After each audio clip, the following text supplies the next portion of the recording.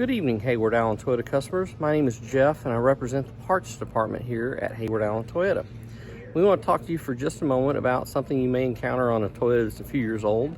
Your fuel door won't open when you pull the release button inside the car.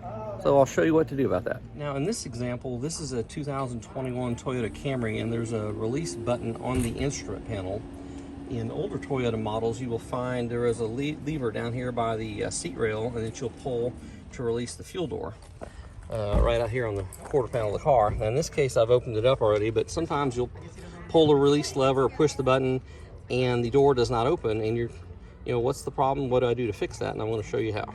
So this little part right here, you could call it a fuel door spring. It's shaped like a little wishbone, and this fuel door spring mounts on the inside of your fuel door lid, and this is what springs open the fuel door, releases the fuel door when you pull the release inside the car. And occasionally, you can see it's shaped by way like a little wishbone. Occasionally the spring on that will break, fatigue and break, and when you pull the release or push the button, the door won't spring open. So I'm going to show you how to replace that if yours is broken.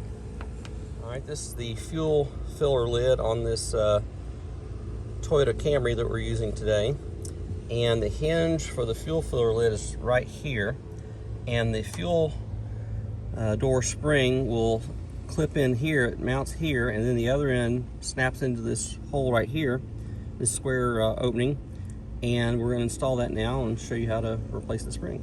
So this end of the fuel door release spring is designed, as you can see, it's got a little notch there. It's going to go onto the end of that hinge like so, and then we're going to line this up very carefully and snap the other end of it in like so.